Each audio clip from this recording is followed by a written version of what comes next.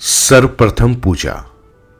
ये सारी सृष्टि भगवान ने बनाई है और इसकी बहुत ही सोच समझकर सुंदर ढंग से व्यवस्था की है। उन्होंने 3 देवता ब्रह्मा, विष्णु और महेश इसका प्रबंध करने के लिए नियुक्त किए हैं। ब्रह्मा जी का काम है सृष्टि की रचना करना। जितने भी प्राणी संसार में पैदा होते हैं वे सब ब्रह्मा जी करते हैं। ये पेड़ पौधे, पशु पक्षी तथा मनुष्य सब उन्हीं की रचना है। विष्णु जी इन सब रचना का पालन पोषण करते हैं, उनकी देखभाल करते हैं। जब कहीं कुछ गड़बड़ होती है, कोई नियमों को भंग करता है तो वे ही उसे ठीक करते हैं ताकि ये सृष्टि शांतिपूर्वक व्यवस्थित ढंग से चलती रहे। महेश जी संहार के देवता हैं, अर्थात जिनका समय पूरा हो जाता है उन्हें संसार से बुला लेते हैं और उनके कर्मों के अनुसार उन्हें फल देते हैं। इन तीनों ही देवताओं के अपने अपने परिवार हैं। शिवजी महाराज अर्थात महेश जी का भी परिवार है। उनकी पत्नी का नाम पार्वती है तथा उनके 2 पुत्र हैं, कार्तिकेय और गणेश। कार्तिकेय बड़े हैं, वे देवताओं की सेना के सेनापति हैं। गणेश जी अभी छोटे हैं लेकिन उनकी बुद्धि बहुत तेज है तथा वे अपने माता पिता के भी अत्यंत आज्ञाकारी पुत्र हैं। उन्हें अपना सर्वस्व समझते हैं। एक बार माता पार्वती स्नान के लिए जा रही थी। अब आप समझिए कैलाश पर्वत पर उनका घर है। चारों ओर खुला हुआ उबड़ खाबड़, ऊंचा नीचा। किसी झरने के नीचे ओट में वे स्नान करने के लिए चली गई और गणेश जी से बोली, देखो बेटा, तुम यहां पर बैठ जाओ। किसी को भी जब तक मैं नहाकर बाहर ना आ जाऊं अंदर मत आने देना। गणेश जी ने स्वीकृति में सिर हिलाया और सावधान होकर बैठ गए। थोड़ी देर बाद शिवजी के दूत माता पार्वती को बुलाने के लिए आए, लेकिन गणेश जी ने किसी को भी अंदर नहीं जाने दिया। उन्होंने बहुत समझाया, क्रोध भी किया, लेकिन गणेश जी पर कोई प्रभाव नहीं पड़ा। जब उन्होंने जबरदस्ती करनी चाहिए तो गणेश जी ने सबको मारकर भगा दिया। शिवजी के गणों की उनके सामने एक न चली। दूत वापस लौट गए और शिवजी से बोले, भगवान, एक बालक माता पार्वती के स्थान के बाहर बैठा है। वो किसी को भी अंदर नहीं जाने देता। कहता है माता ने मना किया है। जब वे स्वयं बाहर आ जाएंगी तभी उनके दर्शन कर सकते हो और तभी उनसे कुछ कहना। हमने बहुत समझाया लेकिन मानता ही नहीं। जब हम जबरदस्ती करनी चाहिए तो वो इतना शक्तिशाली तथा तेज पुंज है कि उसने हम सबको मारकर भगा दिया। हमारी उसके सामने कुछ न चल पाई और हमें वापस आना पड़ा।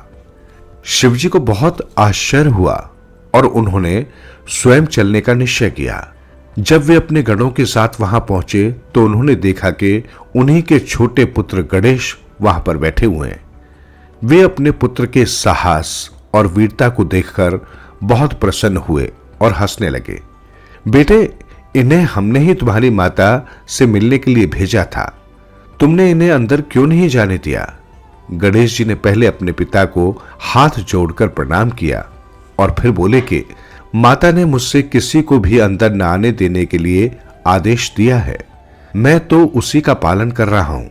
पिता मुस्कुराए और कहने लगे, क्या मुझे भी अंदर नहीं जाने दोगे? गणेश जी ने अपना सिर झुका लिया और कहा कि मैं विवश हूं। शिवजी ने बहुत समझाया लेकिन वे किसी प्रकार भी राजी नहीं हुए। तब शिवजी को क्रोध आ गया और उन्होंने सोचा कि ये तो कुपुत्र है, ये तो मेरी आज्ञा भी नहीं मानता, इसका न रहना ही अच्छा है। और उन्होंने अपने त्रिशूल से एक ही बार में गणेश जी का सिर काट दिया। थोड़ी देर में ही माता पार्वती स्नान करके आ गई। उन्होंने अपने बेटे की ये दशा देखी। पहले तो उन्हें बहुत दुख हुआ और फिर क्रोध में वे हुंकार उठी। उन्होंने माता दुर्गा का रूप धारण कर लिया और सारे संसार को मिटाने पर तुल गई। नारद जी क्षण मात्र में ही वहां प्रकट हो गए और माता पार्वती से बोले, देवी, आप ये क्या कर रही हैं? इस सृष्टि का नाश करने पर क्यों तुली हैं? मैं आपके पुत्र को अभी जीवित करवाए देता हूं। मां कुछ शांत हुई तब नारद जी ने शिवजी महाराज से गणेश जी को जीवित करने की प्रार्थना की। शिवजी ने एक हाथी के बच्चे का सिर, जो अपनी मां की ममता से रहित था, काटकर गणेश जी के सिर के स्थान पर जोड़ दिया और वो जीवित हो गए। लेकिन माता पार्वती जी को संतोष न हुआ। वे कहने लगी, मेरा बेटा इस बेढंगी सूरज से देवताओं की पंक्ति में कैसे गिना जाएगा?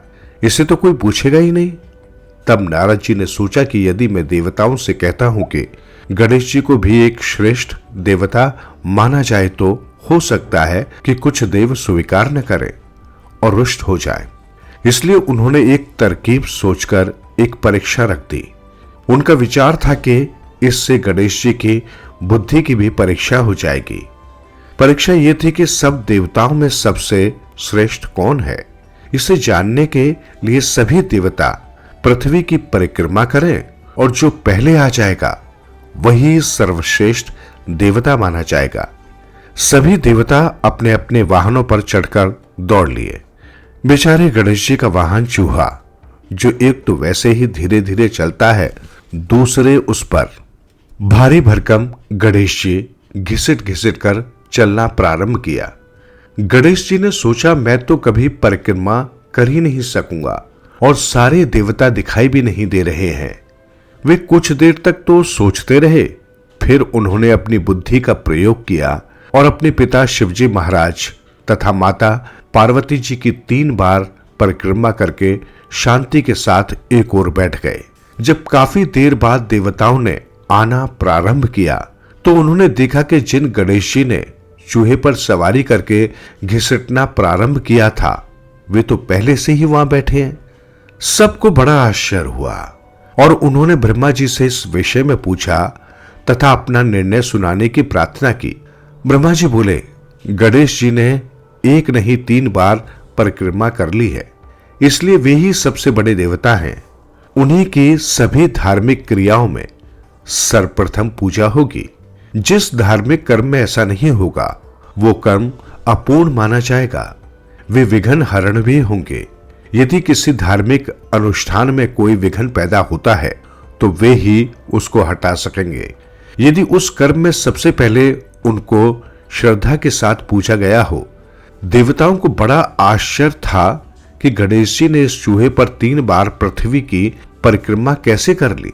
तब नारद जी ने समझाया, भगवान शिव तथा माता पार्वती जी वास्तव में सारी पृथ्वी नहीं, इस समस्त सृष्टि के ब्रह्मांड के स्वामी हैं, इसके प्रतीक हैं। दूसरे पुत्र के लिए माता पिता से बढ़कर और कोई नहीं है। वे ही देवता हैं, वे ही परमात्मा हैं, वे ही उसके लिए सर्वस्व हैं। और गणेश जी ने अपने पिता तथा माता की 3 बार परिक्रमा कर ली है, इसलिए मेरी दृष्टि में भी वे ही विजय हुए हैं। सभी देवता अत्यंत प्रसन्न हुए और उन्होंने गणेश जी की बुद्धि की बहुत प्रशंसा की तथा ये स्वीकार किया कि वे ही उन सब में श्रेष्ठ हैं।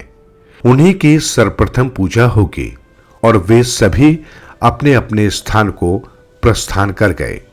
जिन्हें स्मरण करने से सब कार्य सिद्ध होते हैं, जो गणों के स्वामी और सुंदर हाथी के मुख वाले हैं, वे ही बुद्धि के राशि और शुभ गुणों के धाम गणेश जी मुझ पर कृपा करें। इस प्रकार माता की आज्ञा पालन करने के लिए गणेश जी ने अपना सिर भी कटवा दिया तथा पिता को ही सर्वस्व माना। अर्थात अपने माता पिता के प्रति हमारा भाव तथा आचरण शुद्ध होना चाहिए, जिससे देवता के समान हमारे माता पिता संतुष्ट एवं प्रसन्न रहें तथा हमें आशीर्वाद देते रहें।